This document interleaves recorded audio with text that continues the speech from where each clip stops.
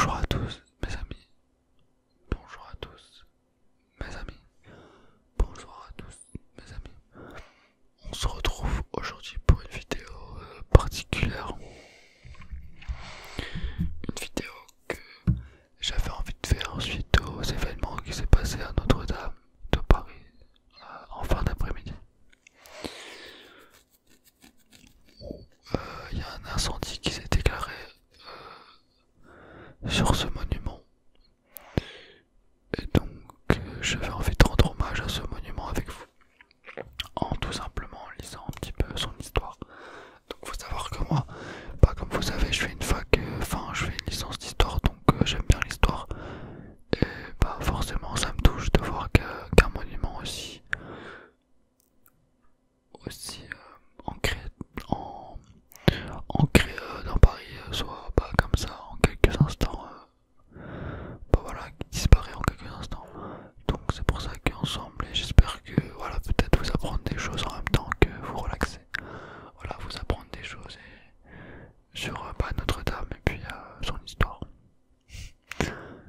Donc on va commencer en espérant que ça va vous plaire. Donc Notre-Dame de Paris est une des plus belles cathédrales de France. Sa construction a commencé en 1163, donc il y a vraiment énormément de temps. Elle est de style gothique. Elle était à cette époque la plus grande cathédrale en France. Elle reçoit la visite de plusieurs milliers de visiteurs par jour. C'est un des monuments les plus fréquentés de Paris et même de France. La première étape pour la découvrir est de prendre connaissance de l'histoire et du déroulement de la construction de ce monument. La visite s'effectue en commençant par la façade et ses portails. Elle se poursuit en pénétrant dans la nef avec ses doubles collatéraux et ses tribunes. Dire que tout ça est apparemment anéanti en néant, c'est vraiment triste. Notre-Dame de Paris a été associée à plusieurs événements de l'histoire de la France. Notre-Dame est située dans l'île de la Cité, qui est le berceau de Paris.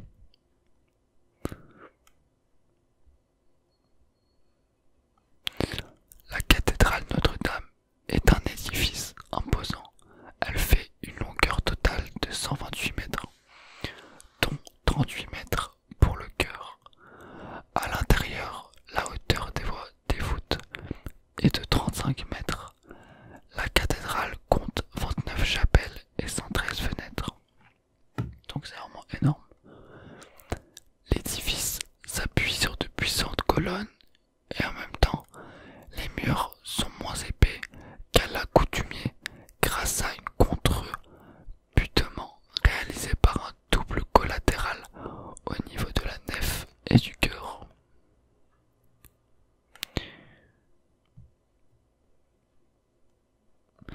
Toujours à l'intérieur, des tribunes élevées entourent la nef et le chœur. Elles peuvent accueillir jusqu'à 1500 fidèles sur une capacité totale de 9000 pour la cathédrale.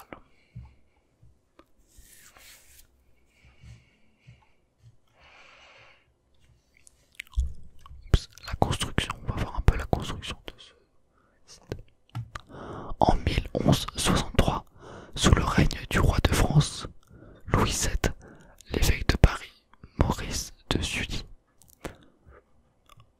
en pose la première pierre. La construction s'est étalée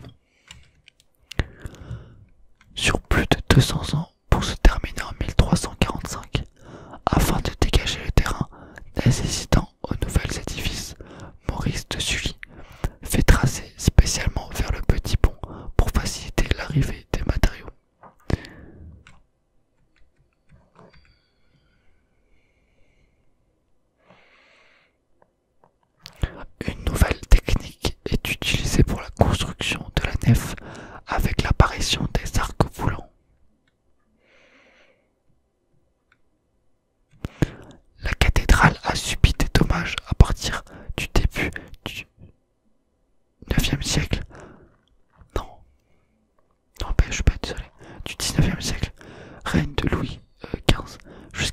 Révolution française.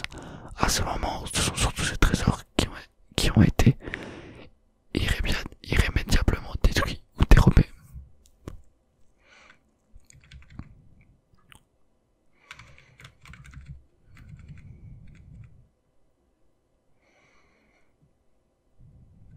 Donc il y a deux tours, il y a la tour nord et la tour sud.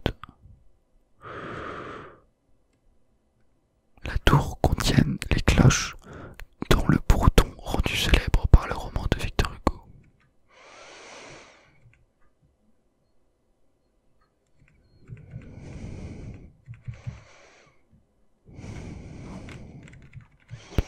Donc il y a plusieurs sortes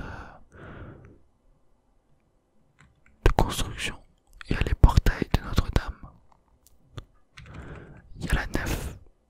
La nef principale comporte 5 travées doubles. Le transept. Le chevet.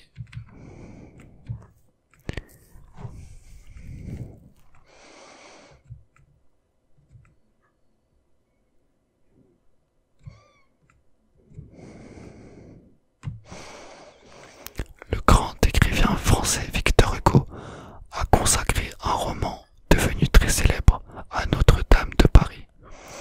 Cet ouvrage raconte la vie de Quasimodo le bossu et de la belle Esmeralda de Notre-Dame et son environnement pendant le Moyen-Âge.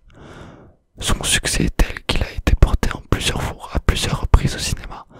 Dans le film le plus connu, l'acteur Anthony Quinn et Quasimodo et l'actrice Gina Lollobrigida Esmeralda. La société Walt Disney a également réalisé un dessin animé sur le même sujet intitulé The Hunchback of Notre-Dame.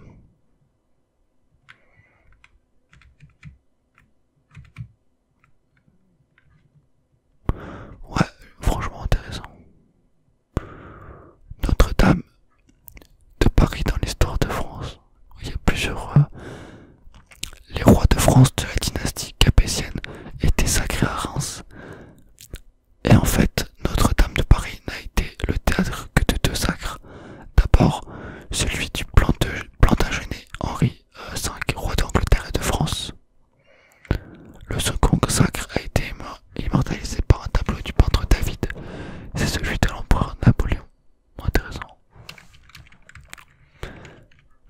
Le 26 août 1944 se tient la